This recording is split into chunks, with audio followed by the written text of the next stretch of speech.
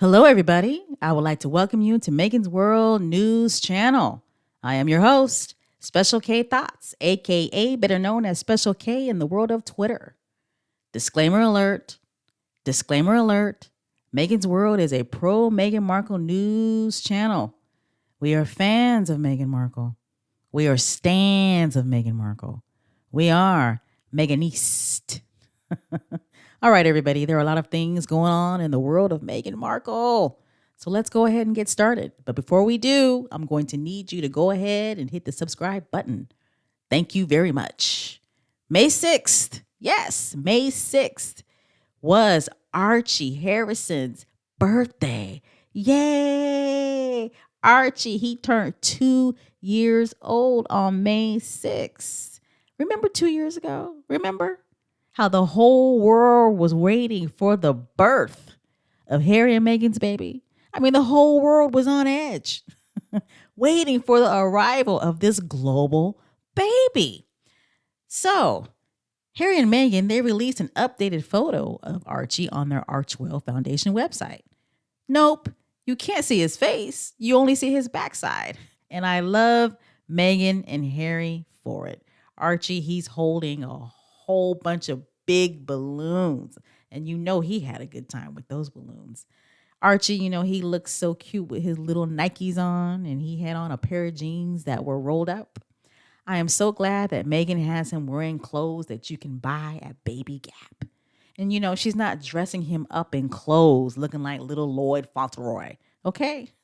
Now, in honor of Archie's birthday, Meghan and Harry, you know, they asked us to put compassion in action and join them in advocating for vaccine equity. The next 10 days, all donations made to, is it Gavi? The Vaccine Alliance, will be matched by 3 different organizations. That means that a $5 donation, which buys 1 vaccine, will result in a $20 donation to the Vaccine Equity Organization. Wow, and you know, that's huge. Harry and Meghan coordinating with big corporations to give back to communities around the world. So there is still time to donate. There is still time. Archie's birthday was May 6th. So this campaign is going on for 10 days after May 6th. So you still got time. Go on Archewell website, go on their foundation, check out the details. And if you can donate, please go ahead and donate. Okay. Did you guys watch Prince Harry and Meghan Markle's appearance on hashtag VaxLive, the concert to Reunite the World, which aired on May 8th? I know you guys did. I mean, that's like a dumb question, Special K. Anyway, Prince Harry and Meghan, you know, they were outstanding, of course, serving as campaign chairs along with their appearances. When Prince Harry, you know, when he was introduced, the crowd did respond with a rock star ovation. And it was so clear watching it on my 70-inch smart TV that many people were sitting in chairs. They stood up, began to clap. Some were even jumping up and down, screaming for the people's prince. Please believe me when I say Prince Edward wouldn't have gotten that type of response. Neither would have Wills. And especially not Daddy Charles. Now, for the first time, Prince Harry, you know, when he hit the stage, for the first time, I should say, he made a plea for empathy and shared humanity. Here's some important quotes that I got out of Prince Harry's speech. This is the first one. Beginning quote. You know, I wish I could do a British accent. It's something that I need to practice and work on, okay? Beginning quote. We're coming together because this pandemic cannot end unless we act collectively with an unprecedented commitment to our shared community. The vaccine must be distributed to everyone, everywhere. We cannot rest or truly recover until there is fair distribution to every corner of the world. End quote. I just so agree with that. I mean, you know, this pandemic, it has to be a shared community and empathy response. Now, here's another important quote that I love that Prince Harry stated. Beginning quote. The virus does not respect borders, and access to the vaccine cannot be determined by geography. It must be accepted as a basic right for all, and that is our starting point. Mm. Here's another important quote from Prince Harry. Beginning quote: "We must look beyond ourselves with empathy and compassion for those we know and those we don't. We need to lift up all humanity and make sure that no person or community is left behind." You go, Prince Harry. Now, the second time Prince Harry hit the stage, he talked about what he sees as dual pandemics. And of course, the two pandemics that Prince Harry was talking about was the coronavirus pandemic and the pandemic of misinformation. Now, what I loved about this speech was the fact that this speech had depth, and it was so important for people to listen to, because what he was saying truly does have um, impact on our lives, and the impact can either be positive or it can be negative. But this is the quote that Prince Harry said during his second speech on stage that spoke to me in volumes, and I know for a fact that it spoke to the crowd in volumes. Beginning quote: Prince Harry: "I understand why people are confused or sometimes don't know what to think or believe about vaccines. We are experiencing a viral pandemic alongside a digital pandemic. And much like the virus, there are no borders online. So when vaccine misinformation and disinformation spreads, magnified on social media and in part of traditional media, it exposes a collective threat to humanity. As long as nations struggle with COVID-19, we all struggle with it." You go, Prince Harry. Oh my gosh. I mean, woo. So many important parts to that one paragraph. Okay. I mean, not only does he, say that social media is responsible sometimes for the misinformation and the disinformation, but he also says that traditional media is responsible too at times. Sometimes these traditional media news outlets that are credible spread misinformation and disinformation. People like CNN and Fox News and even MSNBC. Okay, and I'm talking about here in the United States. Globally, I don't know. I can only talk about what's going on in the United States, but I'm telling you, when you get misinformation from social media and traditional media, I mean, we're screwed as a nation, and we will always struggle with COVID-19. I mean, that is a factual statement by Prince Harry. And, I'm going to even take this a little further. And I can only speak for what's going on in the United States because, I'm American as apple pie. But we're even, in more trouble when you have people in positions of power who are spreading misinformation and disinformation on purpose for political reasons. Okay? I mean, it's horrible when you have people in positions of power who are spreading misinformation and disinformation about this COVID-19 vaccination strictly for political reasons. All right? They don't believe what they're saying.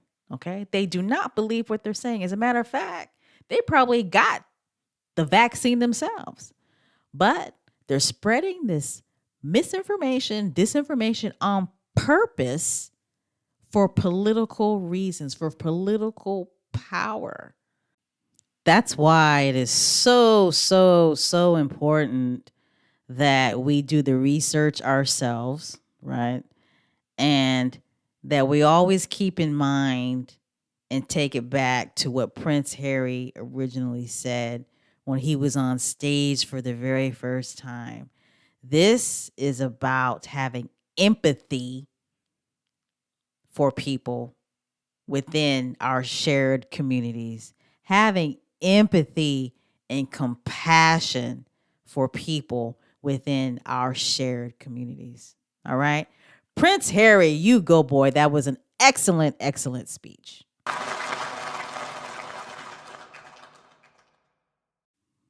Okay, our fave, Meghan Markle. Oh my God, Meghan Markle made a taped appearance. She had the pregnancy glow. She had the pregnancy glow. Sitting on the bench outside in the garden, just looking fabulous and happy. But I know that Meghan Markle is just not going to sit on a bench looking cute, just talking. Okay. Whatever she says is going to be very important and factual. Okay. She's going to kick knowledge, and that's exactly what she did. Now, Meghan talked about the long term implications the coronavirus pandemic will have for women, and more specifically, women of color for years to come. And I quote, it's critical that our recovery prioritizes the health, safety, and success of everyone, and particularly women who have been disproportionately affected by this pandemic. Meghan goes on to say, women, and especially women of color, have seen a generation of economic gain wipe out. Since the pandemic began, nearly 5.5 million women have lost work in the U.S., and 47 million more women around the world are expected to slip into extreme poverty. I like how she backs up what she says with data and facts. I mean, she used statistics in her speech and she's able to back it up with data and facts. I love it. Now, Meghan goes on and she talks about baby girl success. Yay! Beginning quote, my husband and I are thrilled to soon be welcoming a daughter. It's a feeling of joy we share with millions of other families around the world. When we think of her, we think of all the young women and girls around the globe who must be given the ability and support to lead us forward. End quote. Outstanding, Meghan Markle. Outstanding. You know, Meghan Markle is very masterful at contrasting and connecting her life experiences with others in the global community. I mean, she really, really is. She doesn't just make it about herself. Meghan understands and is able to identify with empathy, compassion, and connectivity when she's speaking about her own life experiences. You know, overall, I thought the concert was outstanding. It was cool to see other world leaders like President Biden, of course, VP Kamala Harris, and Prime Minister Justin, is it Trudeau, and other world leaders. And you know, that French president, he is so cute.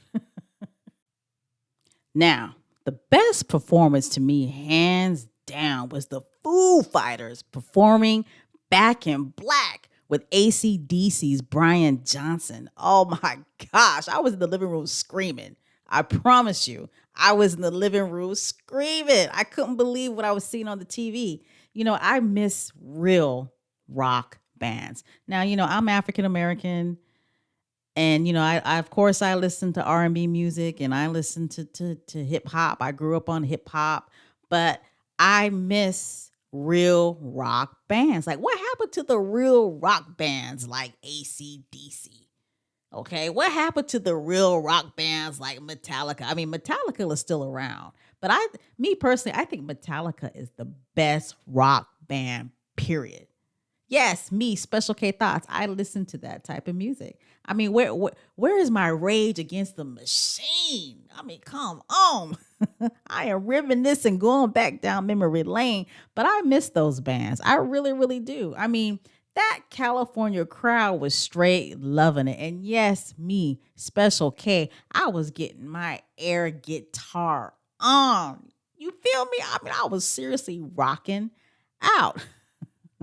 Loved it. Foo Fighters. Best performance of the night, in my opinion. Man, y'all need to forget J-Lo. I mean, to me, y'all treat J-Lo the way they treat Kate Middleton, always propping that girl up. Anyway, now, according to Global Citizen Impact, this concert has mobilized $302 million in funding and has secured over 26 million COVID-19 vaccine doses. Woo! Let me repeat that. According to Global Citizen Impact, this concert has mobilized over $302 million in funding and secured over 26 million COVID-19 vaccine doses. Woo! Now, who were the campaign chairs of this event? Who? Prince Harry and Meghan Markle. That's who.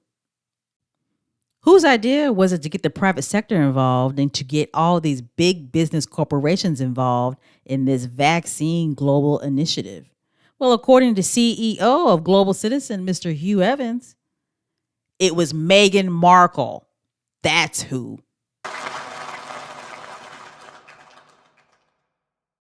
$302 million.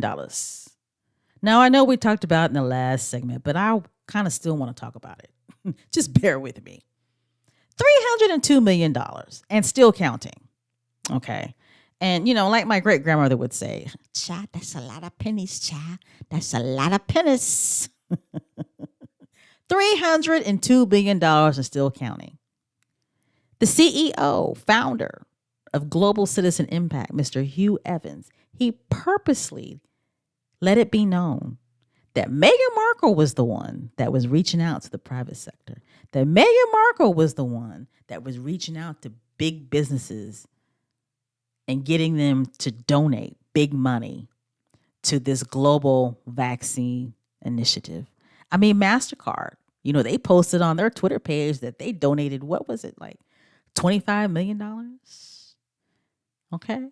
Meghan Markle's outreach is huge. She can get big business in the private sector to donate millions upon millions of dollars to great initiatives. I mean, Meghan Markle has got a serious fundraising game. I mean, her fundraising is off the chain. It's on point. $302 million and still counting. She raised all that money for the Hub Kitchen community. The Success Squad, we are a reflection of Meghan Markle.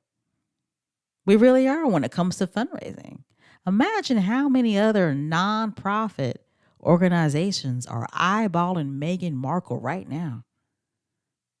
Her phone is probably ringing off the hook.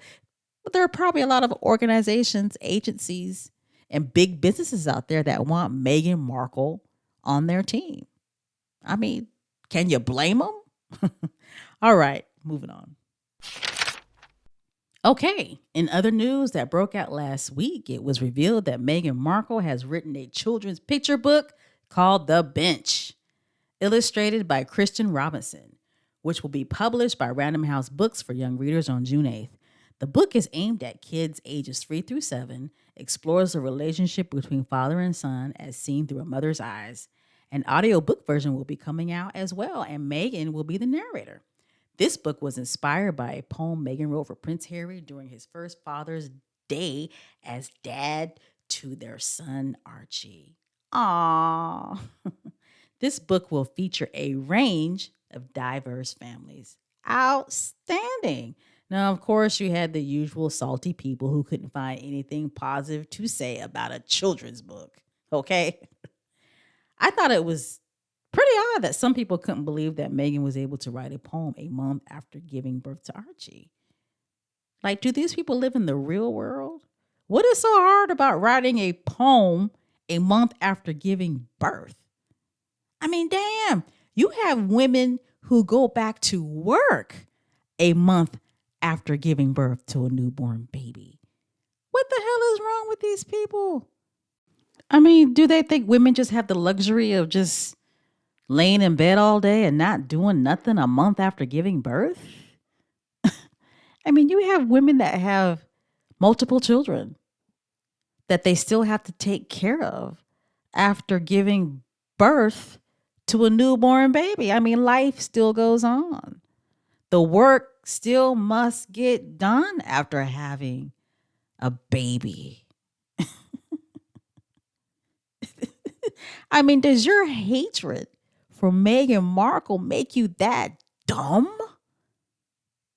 I mean, what are you, a dumpster baby? Child, these people, they so dumb. They probably order sushi, then complain to the waiter that it's not well done. And then, of course, you had old crusty Angela, is it Levin? The royal reporter, talking mess about the book. A book that's not even out. Okay. To be honest, I couldn't really even understand what she was slurring about. Every time I see her on TV, she looks like she's slurring. Okay. I was like, that's okay. Another quarter, it should be falling off the couch. I mean, she needs an adult protective services case. She really does. I mean, that lady is not well. She isn't. And then, of course, you had these so-called children authors, crying them tears about Meghan writing a children's book, saying that it takes the spotlight away and the promotion away from real children's authors. Then when they get called out, they want to take back their statements and apologize. Well, I'm sorry. There have been way too many random people who are not children authors who have written excellent children's books based on their own life experiences with kids.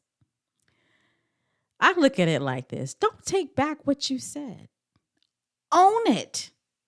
Just own it and own your negative feelings towards Meghan Markle. I mean, just admit it.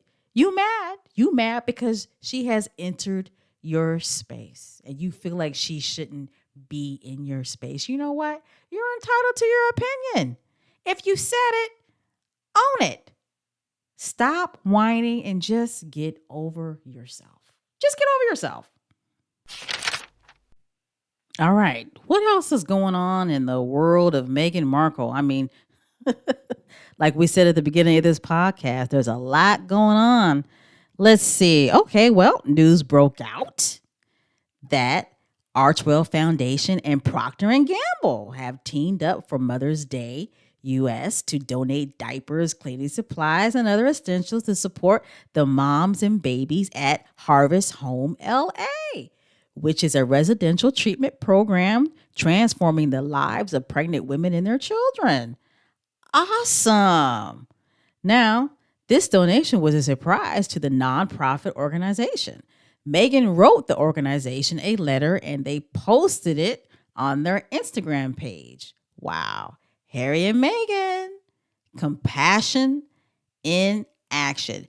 Check out Archewell.com. I'm pretty sure all the information about this particular story is on there. Check it out. Now, speaking of staying true to self and continuing to do the work, because she is not new to this, she is true to this. Earlier this month, Meghan Markle teamed up with Girls Inc. and the National Women's Law Center and brought together a cross-section of adolescent girls who discussed their experiences, concerns for the future, and a host of wide-ranging issues their generation is facing, while reflecting on the history of women who have initiated great cultural change. Now, some of the topics that they focused on were everyday struggles dealing with COVID-19 and the larger issues of mental health, racial bias, and injustice. The group of young female activists ranged from ages 13 to 18 years of age, who were predominantly young women of color who are a part of Girls Inc. organizations across America. Many of these young ladies have ambitions of becoming medical professionals, senators, and even presidents. outstanding. Now, let's see. We have Prince Harry and Meghan Markle serving as campaign chairs for Global Citizens' effort to deliver COVID-19 vaccines to medical workers in the world's poorest countries.